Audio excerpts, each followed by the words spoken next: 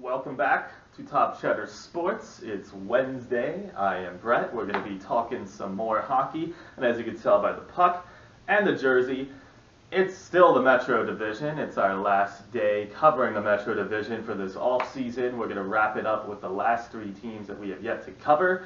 That being the Columbus Blue Jackets, the Washington Capitals, and the Carolina Hurricanes, who made the Eastern Conference Final this past year out of nowhere.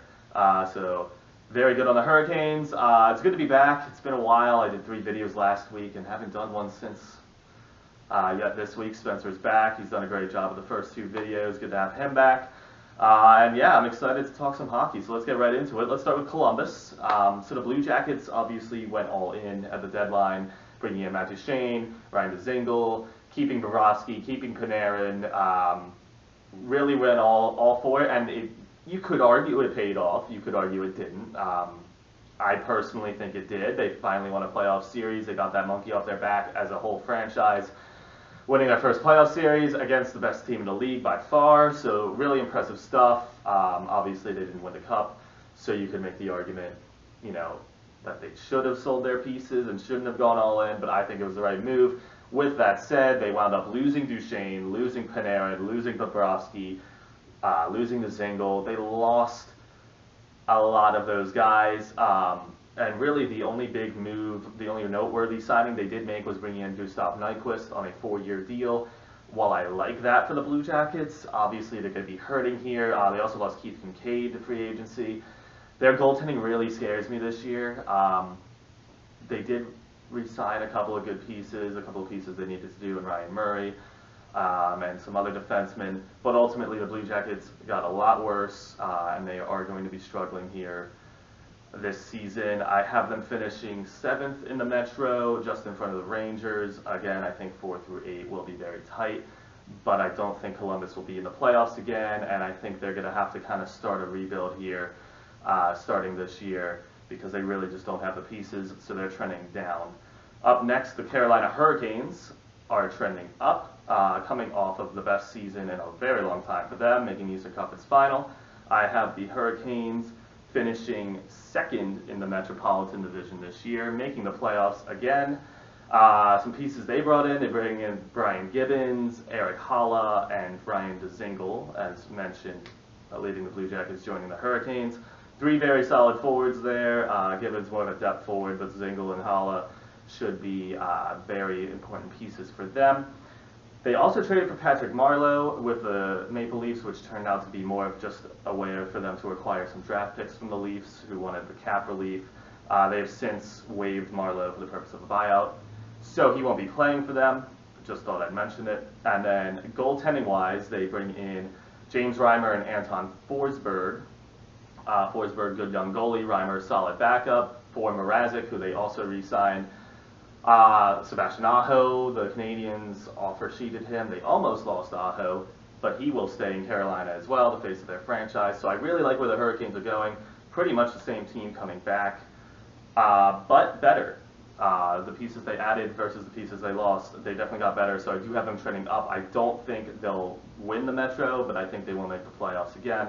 And I think they just have a bright future, and it's good to see, finally, for Hurricanes fans. It's been a long road. And lastly, the Washington Capitals, who were an early playoff exit this year after winning the Cup the year prior. I have the Capitals. They're not trending up or down. They're pretty steady, in my opinion. I have them winning the Metro. I just don't see any of these other teams in the Metro really did enough to, overpower them. So I have them winning the Metro yet again. What they did lose a good amount of pieces that was kind of part of their cup-winning team, but they bring in Brendan Leipsic from for kind of a third-line role, depth player. Richard Panik they sign. I like that fit in Washington. He could be a second-line winger. I think he'll play on their third line as well. Garnet Hathaway they bring in as a good 4th-line guy. As a Flames fan, I really like the way he played the game, so I'm sad to see him go. But he'll fit in well with Washington. And then they traded Matt Niskanen, brought in Radko Gudas for their defense. Probably a downgrade, but I mean, this team can afford it, and they're up against the cap as is. So the Capitals, the main core, the important thing for them is their main core: Holtby, Ovechkin, Backstrom, Kuznetsov, all those guys, Oshie, they'll all be back, which means the Capitals are going to be totally fine. They're going to win the Metro. They'll make the playoffs. I have no doubts they'll make the playoffs. And we'll see what happens. I think having kind of a long off season here will actually help them, coming off of their cup winning year, where you really don't get much of a break when you win the cup. Just a quick turnaround there. We'll see. I really like the Capitals again this year. Like I said, I think the Metro will be the tightest division, but I definitely like Washington, Carolina, and the Islanders to make the playoffs and be the top three in this division. As kind of a recap. That'll do it for the Metro. To break it down, I have Washington first, Carolina second, the Islanders third, Philadelphia fourth, the Devils fifth, the Penguins sixth, the Blue Jackets seventh, and the Rangers eighth. And that's my final prediction, so we'll see how wrong I am by the end of the season.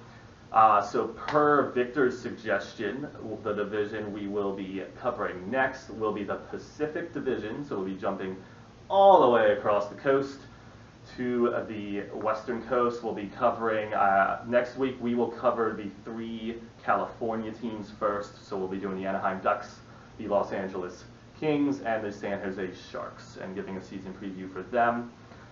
So leave a comment, smash that subscribe button, let me know what you think of these three teams and what they did this offseason. If you haven't yet, watch Spencer's NBA video from yesterday where he covered the bottom three from the West last year. And I will be seeing you next Tuesday to cover the 13th, 12th, and 11th. No, the 12th, 11th, and 10th from the Eastern Conference in the NBA last year on Tuesday, and I will of course be back Wednesday to again talk those NHL teams.